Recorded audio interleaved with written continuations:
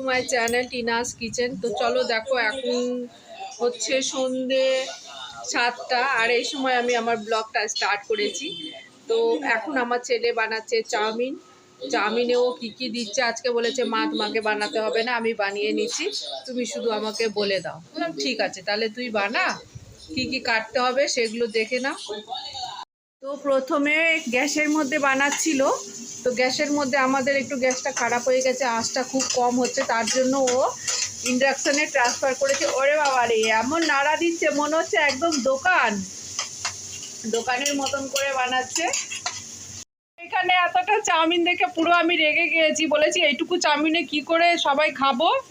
আর দেখো এখানে ভাজা হয়েছে পেঁয়াজ, টমেটো, ক্যাপসিকাম আর কি কি দিয়েছে জানি না। আর ওইখানেও দেখো চাউমিনটা বসিয়ে দিয়েছে।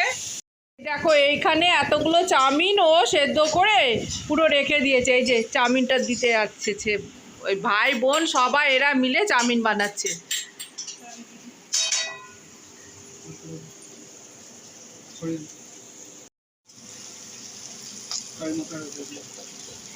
এইটা ওই চাউমিনগুলো ওখানে কড়াইয়ের মধ্যে দিয়েছে, আর এগুলো পেঁয়াজ আর ক্যাপসিকামটা আলাদা করে ইন্ডাকশনে ভেজে একই সঙ্গে সব মিক্স করে দেবে। বাবা, আমি তো অল্প ভাবছিলাম, কিন্তু এই অনেক চাউমিন। এবার পুরোটা বানিয়ে নে, তারপরে আমি দেখছি। তাড়াতাড়ি করে না, আর কিচ্ছু হবে না। কিন্তু আমার তো টেস্ট লাগছে, ভালোই লাগছে খেতে। বল তোদের কেমন লাগছে খেতে? আমি বানিয়েছি।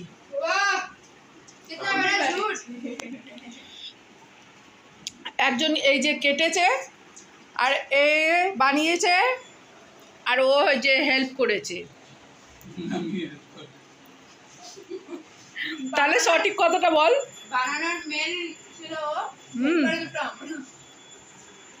যাই হোক, আমাকে তো খেতে ভালোই লাগছে, তার জন্য তোদেরকে অসংখ্য ধন্যবাদ।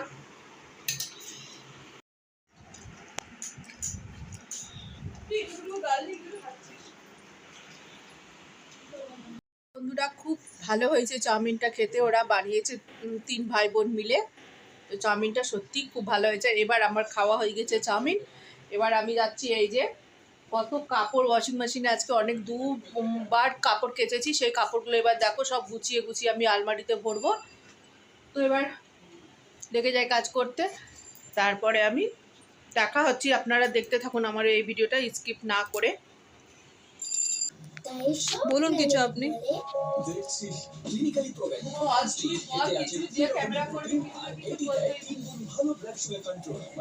চাউমিন খেয়ে এবার আমি লেগে পড়েছি, ঘরের এই যে কাজকর্ম ছিল কিছুটা বাকি, আর শাড়ি কাপড় গুছিয়ে নিচ্ছি। বৃষ্টি এসেছিল খুব জোরে, তো সব কাপড় তুলে এটা আর এই যে রেখে দিয়েছিল। তো এবার আমি আস্তে আস্তে করে সব গুছাবো, গুছিয়ে দিয়ে আমি কিছু কিছু জামা কাপড় আছে নতুন নতুন, এগুলো আলমারিতে বসতে হবে, আর কিছু কিছু ঘরে পড়ে আছে, ওগুলো তো সব সামনে রেখে দেবো। আর একটা ব্লাউজ নিয়ে এসেছি সেলাই করে, ব্লাউজটা খুব সুন্দর দেখতে। এই যে শাড়িটা আছে পরে একদম দেখাবো আপনাদের কাছে। এই যে হাতাতে খুব ভালো কাজ আছে, মনে হচ্ছে যেন ঠিক ডিসেম্বরের কিংবা জানুয়ারি যে কুয়াশা, সেই কুয়াশা। আর একটা ব্লাউজ নিয়েছি, এই ব্লাউজটা আমি সুন্দর লাগছে, আপনাদেরকে বলে বোঝাতে পারবো না। ঠিক আছে, এখন পাচ্ছি না, আমি রেখে দিই, করেই যাচ্ছি। Hello everyone, good morning. তো দেখো, কালকে রাত্রে হাফ শ্যুট করেছি, আর হাফ আমি নিয়ে এসেছি আজকে সকালে শ্যুট করব, যেহেতু কালকে খাওয়া দাওয়া হয়ে যাওয়ার পর আর শ্যুট করতে পারিনি, রেখে দিয়েছিলাম। যেহেতু কালকে চাউমিন খেয়েছি, চাউমিন খাওয়ার পর রাত্রিরে আর কেউ রুটি খেলো না, আমি রুটি করলামও না। তো যেহেতু ফ্রিজে ছিল তড়কা, তো তড়কাটা হাফ গরম করে দিয়েছি, আর দাদার জন্য 2টো রুটি করে দিয়েছিলাম, ব্যাস। ওই চাউমিন খেয়ে সবার হয়ে গেছে, তো আর আমাকে সবার জন্য রান্না করতে হয়নি। আর যেটা ভাইজি ছিল আমার, ওই ভাইজিটা কালকে রাত্রেই চলে গেছে। আর বঞ্জি ছিল, বঞ্জিকে আমার ছেলে নিয়ে আজকে সকালে ট্রেনে করে ওর বাড়ি দিতে গেছে। ওর বাড়ি হচ্ছে কৃষ্ণনগর। তো আজকে পুরো দিনটাই লাগবে, যেহেতু 2 ঘন্টা যেতে লাগবে, 2 ঘন্টা আসতে। ওর বাড়িতে কিছুক্ষণ দুপুরবেলায় খাওয়া দাওয়া করে আবার সন্ধ্যেবেলায় ট্রেন ধরবে। তো সন্ধেবেলায় যদি ট্রেন ধরে 6টার সময় কি 7টার সময়, তো সেই বুঝে 2 ঘন্টা 2.5 ঘন্টা পর আমার ঘরে আসবে। তো রাত্রিরে মনে হয় ঘরে খাবে, রাত্রে রান্নাটা আমি ছেলের করব। আর আমি করছি পেঁপের তরকারি আলু দিয়ে। পেঁপেটা কদিন ধরে এনে রাখা ছিল, তো ভাবলাম আজকে আমি পেঁপের তরকারিটা করে ফেলি। যেহেতু ছেলে থাকলে না, ছেলে পেঁপের তরকারি খুব ভালো একটা খায় না, তার জন্য আমি ছেলের সামনে পেঁপের তরকারি করিনি। এই যে কড়াইয়ের মধ্যে দিয়ে দিয়েছি পেঁয়াজটা ভালো করে ভেজে নিয়েছি। এবার আমি পেঁপেটা দিয়ে দিচ্ছি, আর পেঁপেটা দিয়ে একটু আমি ভালো করে ভেজে নেব।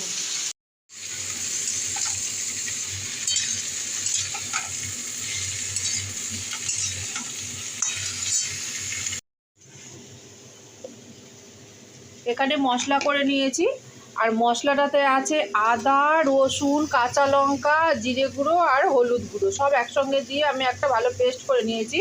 আর এখানে দেখো পেঁপেটা একটু লাল লাল করে ভাজা হয়ে গেছে। তো এখন আমি এই মশলাটাকে এর মধ্যে দিয়ে দেবো, দিয়ে একটু পেঁপেটা ভালো করে মশলার সঙ্গে কষে নেব, তারপরে দেবো আমি জল।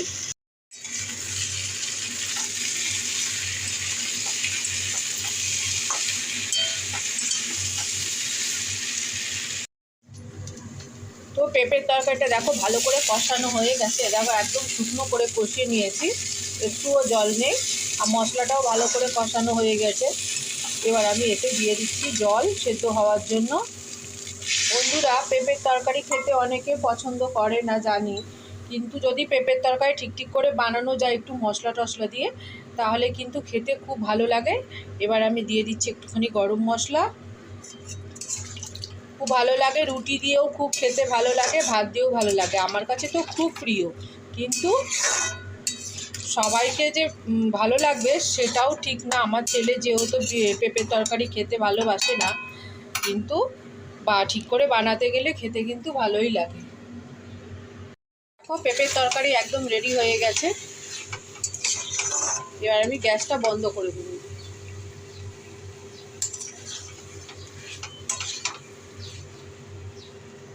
তো এবার আমরা খেয়ে নিচ্ছি বন্ধুরা। দেখো নিয়ে নিয়েছি এখানে পেঁপের তরকারি আর ভাত। দেখো আজকে আমি ডাল করিনি, ছোলার ডাল দিয়ে করেছি খাসির ঠেংড়ি। এই যে অনেক দিন পর আজকে আমাদের ঘরে হয়েছে খাসির ঠেংড়ি, কেন কি ছেলে গেছে মাসির ঘরে বলেই দিয়েছি, তার জন্য। ছেলে থাকলে আমরা ঠেংড়ি কিংবা খাসি মাংস খেতে পারি না, কেন ও তো খায় না, তার জন্য বেশিরভাগ আমাদের চিকেনটাই হয়। ও গেছে ওইদিকে, তো ভাবলাম কি তাহলে আমরা একটু খাসির ঠেংড়িটা খেয়ে নিই। তো দেখো খুব সুন্দর গাঢ় গাঢ় করে রান্না করেছি, এটা পাতলা ঝোলও খাওয়া যায়। তো আজকে আমি রান্না করেছি ছোলার ডাল দিয়ে আর পেঁপের তরকারি আর ভাত। বলো কেমন হয়েছে? খেলেও তো না, আগে খাও তারপরে বলো। পেঁপের তরকারিটা সত্যি বন্ধুরা আমি খেয়ে নিয়েছি আগে, খুব ভালো হয়েছে পেঁপের তরকারিটা। আমার মনে হচ্ছে আজকে এই যে এই টেংরির থেকে পেঁপের তরকারিটা বেশি টেস্ট হয়েছে।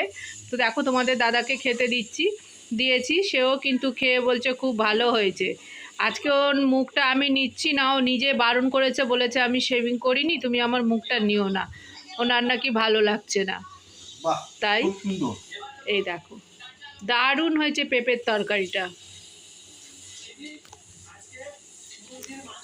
বন্ধুরা, আজকে আমাদের খাওয়া দাওয়া পুরো কমপ্লিট হয়ে গেছে। তো আজকের ব্লগটা আমি এখানেই এন্ড করছি। আশা করি তোমাদের এই ব্লগটা ছোট্ট আমার এই ব্লগটা ভালো লাগবে। যদি ভালো লেগে থাকে তাহলে প্লিজ লাইক করো, আর